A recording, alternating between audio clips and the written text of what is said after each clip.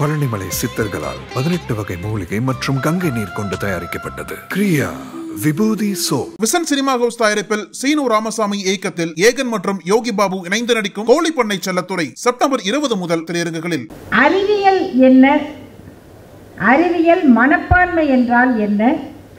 அது அரசியல் சாசனத்தில் எந்த பகுதியிலே எப்படி சொல்லப்பட்டிருக்கிறது?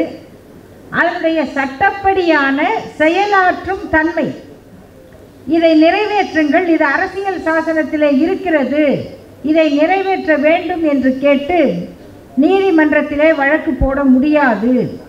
வழக்கு போட முடியாது என்று அரசியல் சாசனம் சொல்லவில்லை.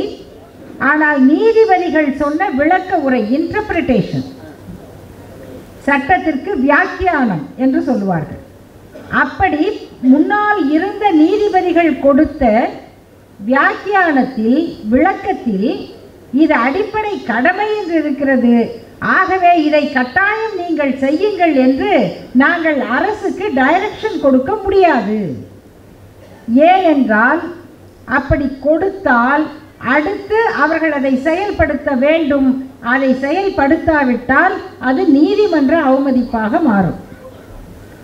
அரசியல் சாசனத்தை பின்பற்றவில்லை என்றால் அது அவமதிப்பு தான், நீதிமன்ற அவமதிப்பு தான். ஆனால் எதை சொல்லுவது என்பதில் நீதிமன்றத்திற்கே பல நேரங்களில் குழப்பம் வரும். ஏனென்றால் இது நீதி தேவன்கள் மயங்குகிற நாடு. பல பேர் தங்கள் பூர்வாசிரமத்தை மறந்துவிட்டுதான் நீதிபதி ஆக வேண்டும் என்பது ஒரு நடைமுறை. ஆனால் சமீப காலமாக இதை செய்வதற்காகவே நான் நீதிபதி ஆக வேண்டும் என்று நினைத்து திட்டமிட்டு நீதிபதிகள் உருவாக்கப்படுகிற காலம் இது. ஒருவர் எந்த கட்சியையோ கொள்கையோ சேர்ந்தவராக இருந்தால் கூட தவறில்லை. அவர் நீதிபதி ஆன பிறகு அவற்றை நினைத்து கொண்டிருக்க மாட்டார், அல்லது அதை கொண்டு ஒரு பாரபட்சமான பார்வையை வைத்திருக்க மாட்டார்கள். ஆனால் இந்த வேலையை செய்வதற்காகவே நீ நீதிபதி ஆக வேண்டும் என்று எங்காவது பயிற்சி கொடுத்து, உன்னிடம் வழக்கு நடத்துகிறவர் யார், அவர் பெயர் என்ன, உங்களை எதிர்த்து கேள்வி கேட்டால் அவர் பெயர் என்ன, விவாதங்களை நடத்துகிற நெறியாளர்களுடைய பெயர் என்ன, கவனித்து பாருங்கள். விவாதங்களில் நெறியாளர்கள் பெயர் இஸ்லாமிய பெயராகவோ கிறிஸ்தவ பெயராகவோ இருந்துவிட்டால் ஒரு மணி நேரத்துக்குள் 20 முறையாவது அவர்கள் பெயரை திரும்ப திரும்ப சொல்லி சொல்லி பல இடங்களில் இருந்து அவர்களுக்கு எதிர்ப்பை கிளப்புவது, இப்படிப்பட்ட செயல்பாடுகள் நீதிமன்றத்திற்கு வருமானால் நீதிபதியாக இருப்பவர் அவரும் அங்கு தயாரிக்கப்பட்டவராக இருந்தால் அவர்களிடம் என்ன நீதி கிடைக்கும்? இவையெல்லாம் இன்றைய காலகட்டத்தில் நாம் புரிந்து கொள்ளக்கூடிய நிகழ்வுகளாக இருக்கின்றன. இந்த அடிப்படையில் அரசியல் சாசனம் சொல்லுகிற ஒரு அடிப்படையை, கடமையை அரசு செய்கிறதோ இல்லையோ, குடிமக்களுக்கு அதை செய்கிற உரிமை இருக்கிறது, அதை நிறைவேற்ற வேண்டிய பொறுப்பு இருக்கிறது. அதைத்தான் திராவிடர் கழகம் மக்களிடத்திலே எடுத்து சொன்னது. இன்றைக்கு தந்தை பெரியாருடைய பிறந்த நாள். இந்த மண்டை சுரப்பை உலகு தொழும் என்று கவிஞர் அவர்கள் எடுத்து காட்டினாரே, எங்கெல்லாம் நடக்கிறது, எங்கெல்லாம் இன்றைக்கு தந்தை பெரியார் பிறந்த நாள் நடக்கிறது என்று ஒரு செய்தி தொகுப்பை பாருங்கள். ஆசிரியர்கள் இருக்கிறார்கள், சிங்கப்பூரில் நடக்கிறது. 2 நாட்களுக்கு முன்னால் ஜப்பானில் நடந்தது. இதுவரை நடக்காத, செல்லாத இடம். அங்கு நம்முடைய தோழர்கள் இருக்கிறார்கள். அவர்கள் அங்கு ஏராளமான தமிழர்களை இணைத்து வைத்து தந்தை பெரியார் விழாவை, பேரறிஞர் அண்ணா விழாவை, முப்பெரும் விழாவை அங்கு நடத்துகிறார்கள். இன்று எங்கெல்லாம் நடக்கிறது?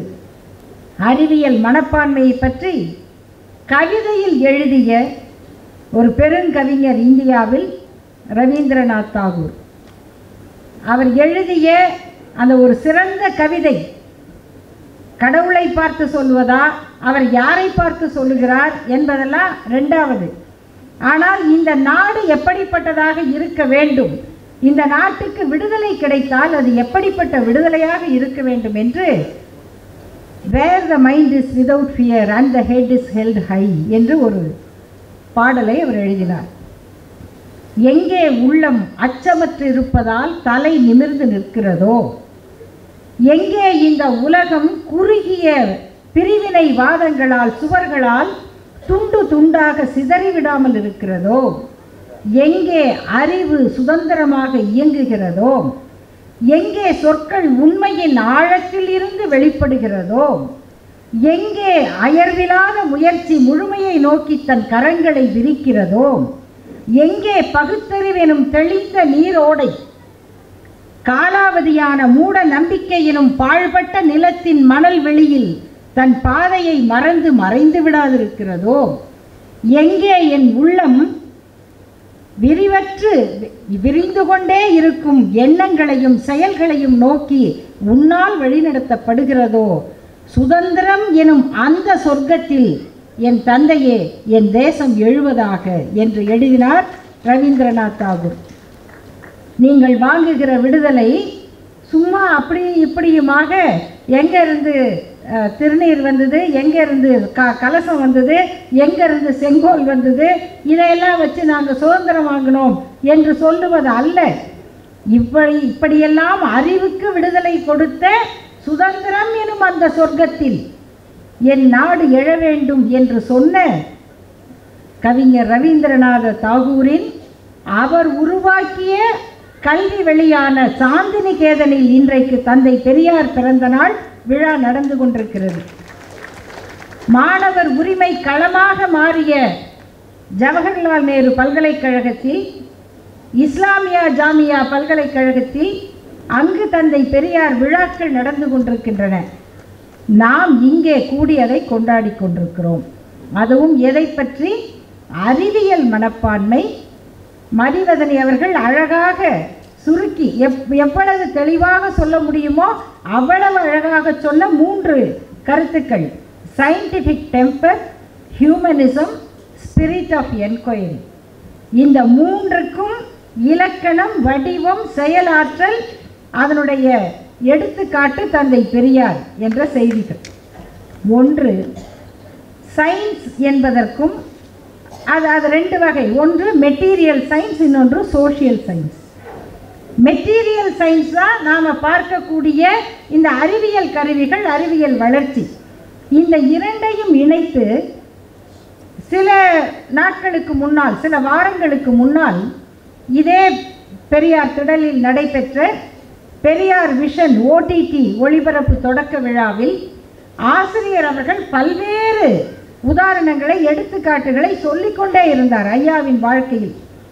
அதில் 2 செய்தி நாம் இதை புரிந்து கொள்வதற்கானது. ஒன்று, அறிவியலை பாராட்டுவது, மெட்டீரியல் சயின்ஸ்.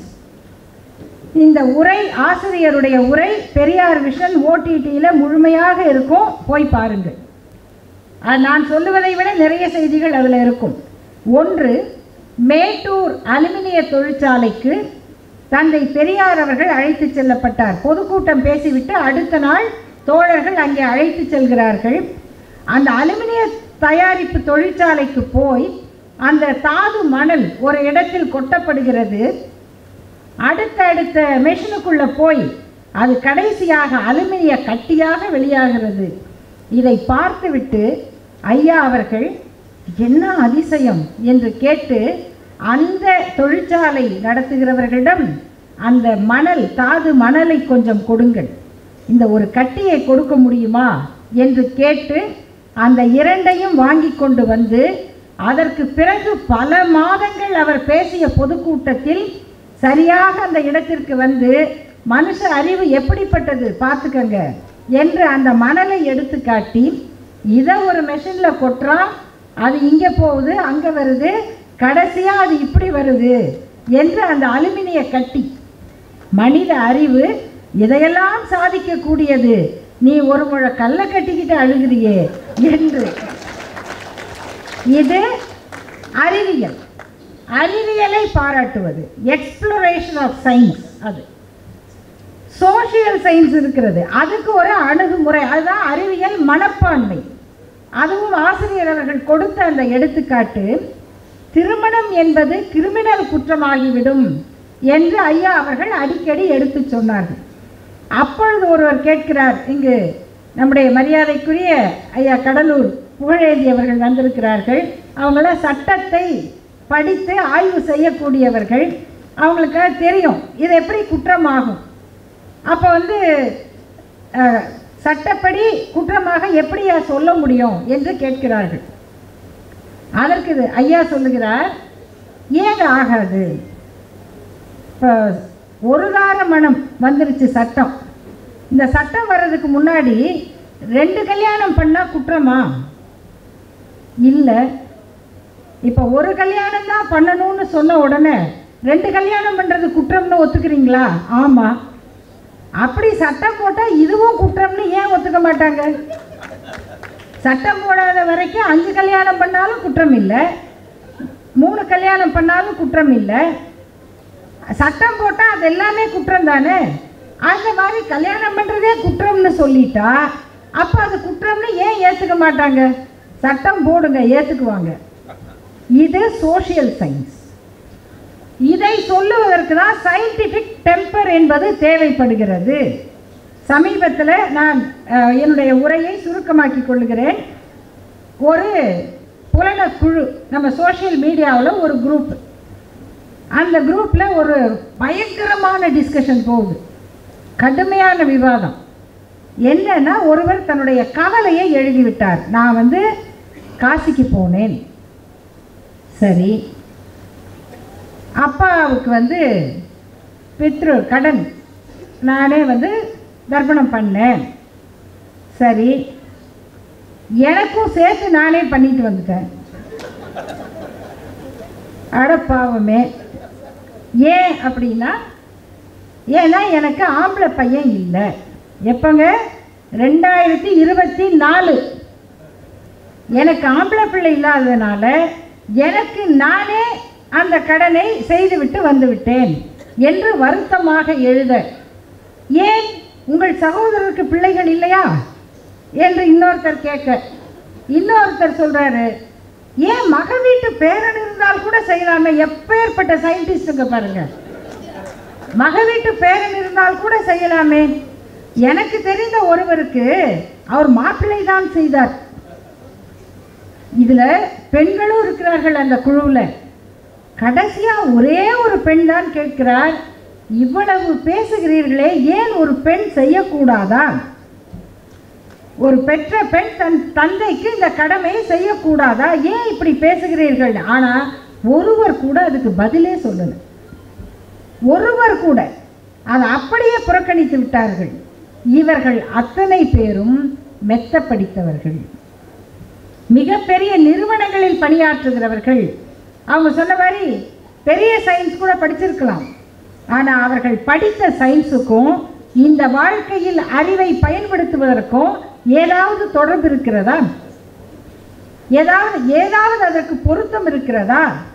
இந்த எண்ணத்தை வளர்ப்பதற்கு பெயர்தான் அறிவியல் மனப்பான்மை. அது அடிப்படையில் ஆணும் பெண்ணும் சமம் என்பதை கூட ஒப்புக்கொள்ளாததுதான் மதம் புகுத்திய அறிவு. அதுதான் மதம் புகுத்திய அறிவு. நீங்கள் அடுத்த வீட்டுக்காரரை ஏன் பார்க்குறீங்க? நம்ம வீட்டில் நம்மோடு பிறந்து நம்மோடு வளர்ந்து நம்மோடு வாழுகிற இன்னொரு உயிரை எனக்கு சமம் என்று மதிக்காமல் இருப்பதற்குத்தான் மதம் கற்றுக் கொடுக்கிறது. அது எந்த மதமாக இருந்தாலும் ஒன்றுதான், அதில் விதிவிலக்குகளே கிடையாது. மூட நம்பிக்கையை பொறுத்தவரை தந்தை பெரியார் அவர்களிடம் கேட்டார்கள், இங்கே வெளிநாடு பற்றியெல்லாம் சொன்னாங்க. வெளிநாட்டிலும் மூட நம்பிக்கைகள் உண்டு. பேய் அங்கே ஓமனா வரும், எக்ஸார்சிஸ்டா வரும். என்ன ஒரே ஒரு வித்தியாசம்னா, நம்ம பேய் வெள்ளையாக இருக்கும், அவங்க பேய் கருப்பாக இருக்கும். ஏன்னா அவங்களுக்கு கருப்பாக இருக்கவங்களை பிடிக்காது, நமக்கு வெள்ளைக்காரங்களை கண்டா பயம். வெள்ளையாக இருக்கிற யாருமே ஆஹா இது பூதம், ஆக நம்ம பூதம் வெள்ளை, அவங்க பூதம் கருப்பு. அவங்க ஓமன் எக்ஸார்சிஸ்ட் எல்லாம் கருப்பாக தான் வந்தது. ஆக அங்கும் இருக்கிறது.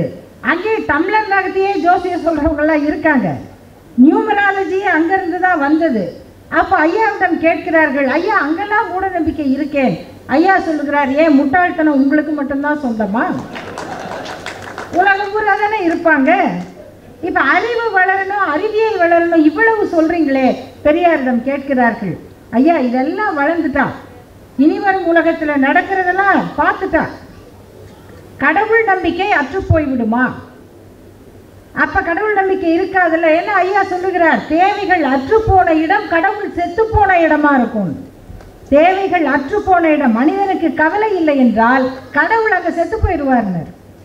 அது உண்மையான்னு கேட்குறாங்க. நீங்கள் சொன்ன மாதிரி தேவைகள் நிறைவேறிவிட்டால் கடவுள் எண்ணம் வராதா அப்படின்னு. அதுக்கு பெரியார் சொல்கிறார் பாருங்க, அதுக்கு பேர் தான் சயின்டிஃபிக் டெம்பர். அப்படி சொல்ல முடியாது.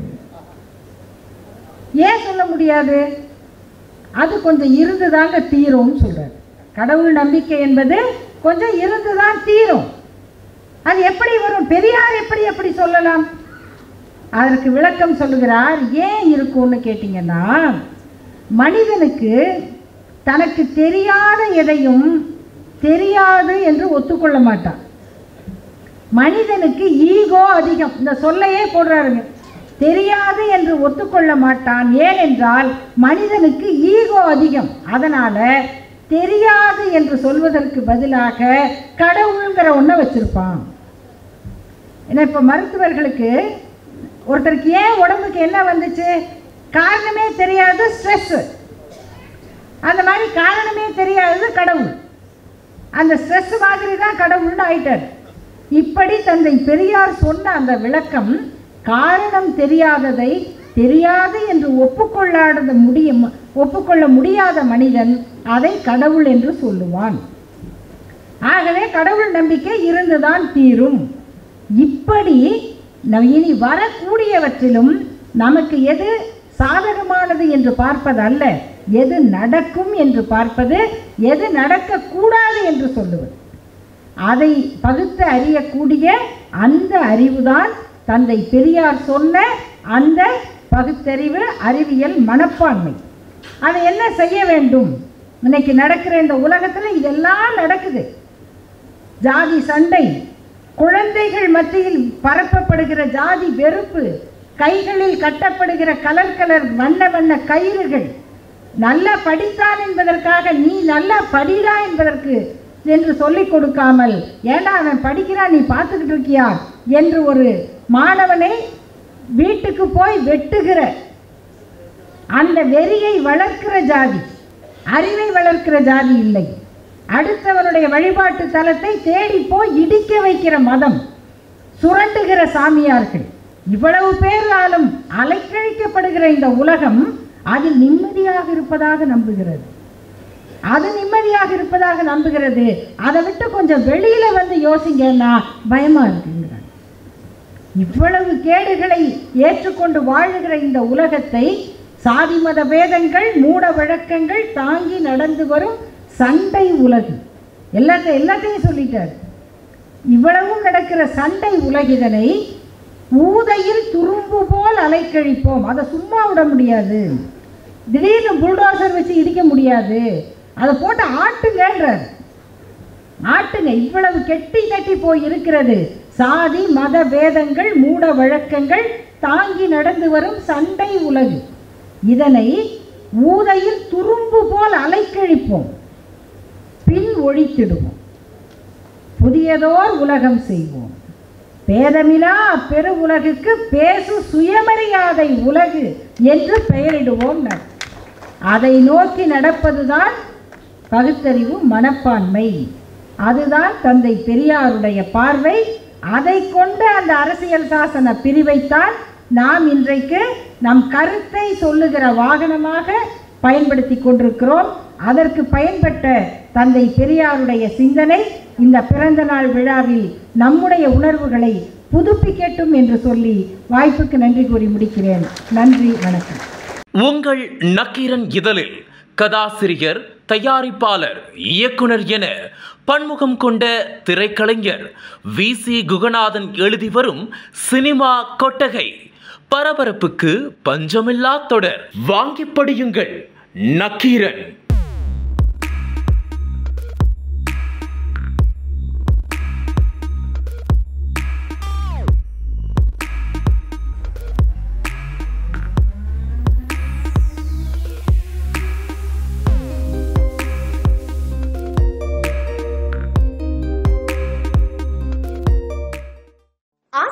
ஆசிரியர்களுக்கு நண்பனாகவும் மாணவர்களுக்கு ஆசானாகவும் திகழும் தேர்வு வழிகாட்டி. ஒவ்வொரு பாடத்திற்கும் அனுபவமிக்க ஆசிரியர்களின் துல்லியமான தெளிவான விடைகள். CNC இருக்கு, தேர்வு பயம் எதற்கு? இது தீரன் பப்ளிஷிங் ஹவுஸ் விற்பனை வெளியீடு.